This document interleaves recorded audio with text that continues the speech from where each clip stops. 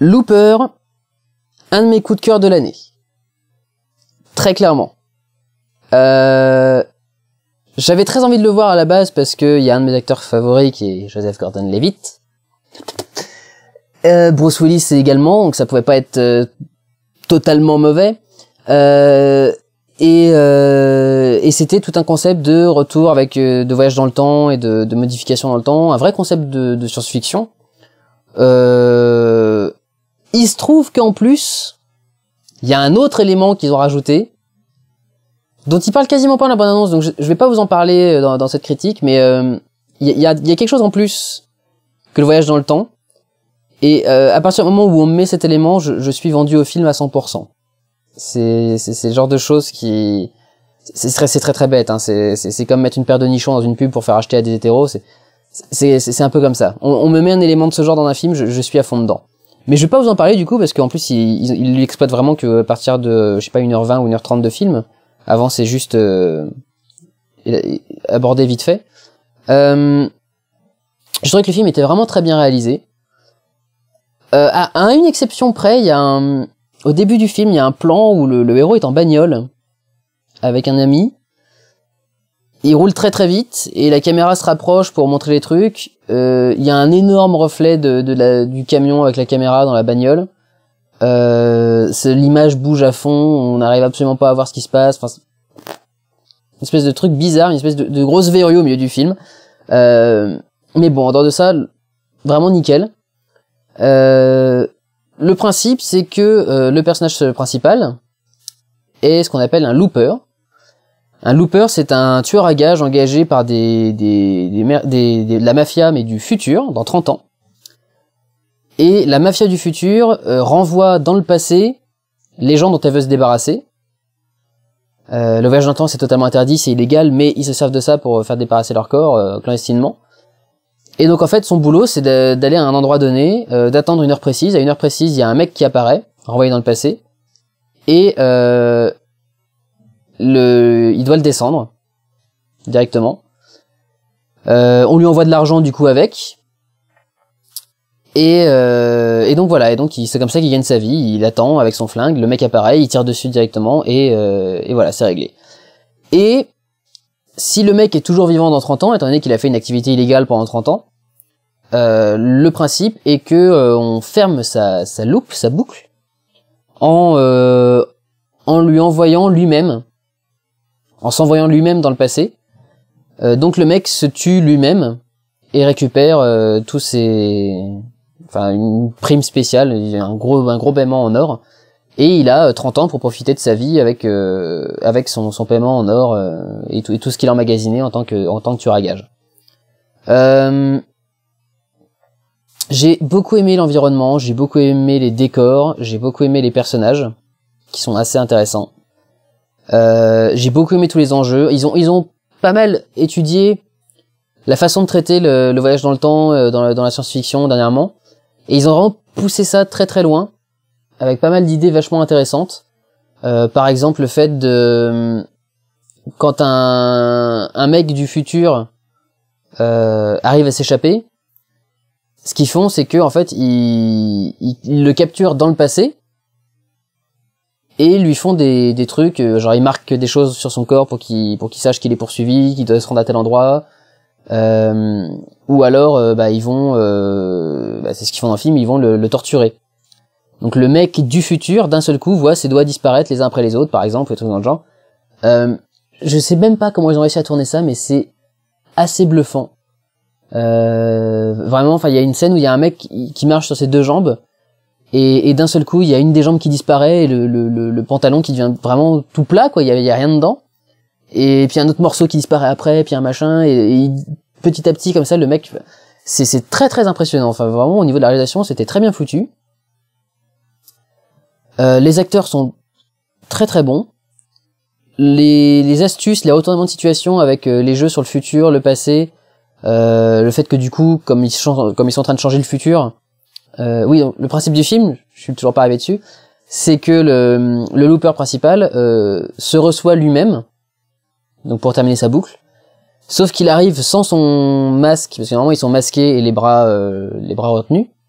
Donc il se voit arriver sans son masque et tout ça, donc il voit très bien qu'il y a un problème. Du coup, il est tellement surpris qu'il ose plus tirer, il se reconnaît.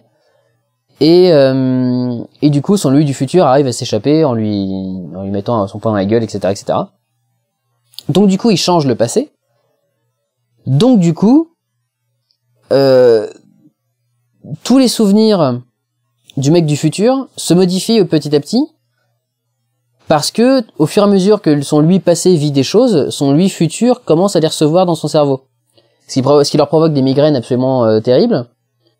Et ce qui fait que il y en a toujours un qui a un truc d'avance sur l'autre, il y en a toujours un qui sait exactement quoi faire, où il se situe, etc., etc.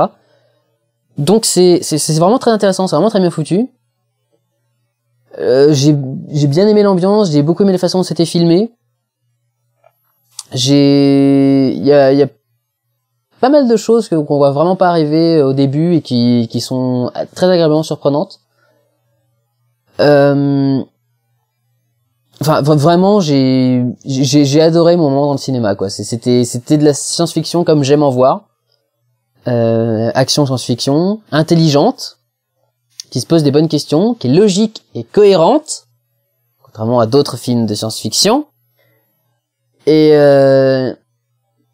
qui est vraiment bien élaboré et qui vous laisse sur un bon truc, qui vous laisse sur un retournement que j'avais quand même vu venir. Et ça, j'étais content. Ça m'arrive très souvent au cinéma, je regarde le film et puis à 1 minute, 1 minute 10, 1 minute 20 de film, 1h10, 1h20 de film, 1 minute 10 ce serait quand même élaboré,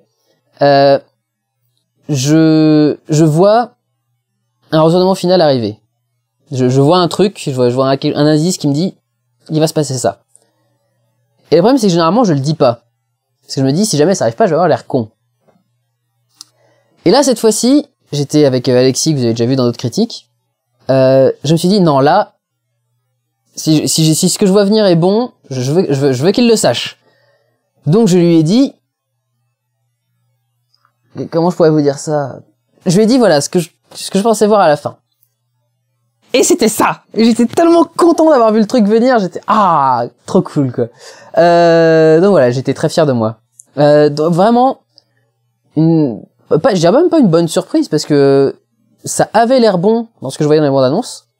Et j'ai absolument pas été déçu. J'ai eu exactement tout ce que je voulais voir, même plus, et des trucs que j'adore voir.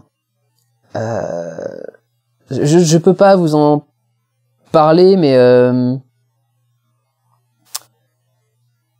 si vous voulez savoir, en voyant le film, si vous voulez savoir ce qui m'a plu à ce point, je vous donne un indice, c'est pièce de monnaie.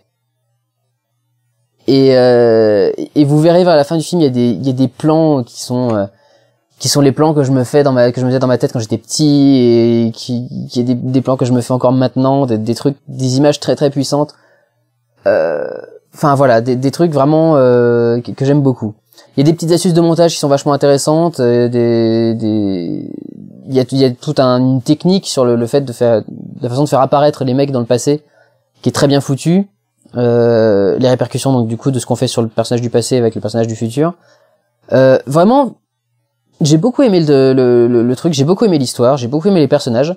Il y a même des petits, ça j'aime beaucoup les films qui osent ajouter des petits moments de comique tout bêtement dans le film, qu'on voit absolument pas venir parce que le film est tellement sérieux en dehors de ça qu'on s'imagine pas qu'il y a un événement comique qui peut arriver d'un seul coup. Et qui sont toujours très bien amenés, qui sont tellement évidents une fois qu'on les a vus venir, qu'on se dit mais évidemment que ça allait se passer. Pourquoi? Et on l'a simplement pas vu venir parce qu'on était dans la scène. Donc voilà. Et en même temps, du coup, ce genre de petit truc pour moi, fait du réalisme. Moi, quand j'écris des trucs sérieux, quand j'avais écrit mon court-métrage 31 mètres carrés, il y avait des moments où j'avais eu envie de glisser des blagues dans le dialogue parce que la vie, c'est pas que du drame quand on est dans un drame, c'est pas que du sérieux quand on est dans du sérieux. Même quand on est en profonde dépression, on aimerait tellement être une héroïne bergmanienne qui se réveille le lundi matin en disant je souffre et rester dans son lit et même si un clown venait nous foutre une tarte à la crème dans la gueule et péter devant le lit, ça nous ferait absolument pas rigoler. C'est vrai que ça ferait pas forcément rigoler, mais vous voyez ce que je veux dire? On se dit mais j'aimerais tellement être dans mon spleen de dépressif ça m'est déjà arrivé d'être dans un vrai spin dépressif, mais on aimerait tellement être dans son spin dépressif, et le problème c'est que d'un seul coup on va regarder un truc et ça va nous faire rire. Et malgré tout le poids qu'on a sur les épaules, malgré tout... Je vais être super grave d'un coup. À la mort de ma grand-mère, on a eu un repas de famille, et un de mes frères est connu pour faire de la déconne dans la famille, très connu dans sa rue, et donc on était tous forcément très mal en point puisque ma grand-mère était morte et qu'on l'aimait tous beaucoup. Et il a réussi à faire des blagues pendant le repas, il a réussi à nous faire rigoler. Et c'est pour moi la preuve que, enfin voilà, on peut pas toujours être dans le sombre, on peut pas toujours être dans le dramatique. Pour revenir à un truc complètement, qui n'a rien d'aussi grave, dans le cinéma, j'aime bien quand ça se passe comme ça. J'aime bien que dans le cinéma, dans un film sérieux, on nous mette des petites blagues. Pas forcément le style Die Hard, avec les yippee motherfucker, etc., etc. Pas forcément la catchphrase, les Chuck Norris facts ou les trucs dans le genre d'Expendables. Juste un truc qui se passe et qui est drôle. La limite de la peau de banane dans la rue pendant que le mec est en train de marcher, vous voyez, c'est le mec dans un truc super sérieux et d'un seul coup il va se prendre les pieds dans une peau de banane et il va tomber. Il se passe pas ça dans le film, c'est d'autres trucs. Mais ce genre de petits événements comiques qui d'un seul coup arrivent et qui nous font du coup penser qu'on est dans un univers réel, parce que on reste pas constamment dans la même ambiance et la même orientation. Donc voilà, c'est ça que je trouve vachement intéressant, que je trouve génial, et donc je vous conseille absolument d'aller voir Looper. C'est pour moi un film à pas manquer cette année. Si vous aimez la science-fiction, et même si vous ne l'aimez pas, à la limite, vous pouvez quand même vous laisser plonger dedans. C'est pour moi le genre de film de science-fiction qui peut être vu par tout le monde, un peu genre Cinquième élément. N'importe qui peut apprécier ça, qu'on apprécie la science-fiction ou pas. C'est juste tellement bien fait, c'est tellement... Enfin voilà, j'ai vraiment adoré. Donc voilà, Looper, je conseille. Prenez soin de vous, allez voir des films, je vous conseille Looper. Ciao.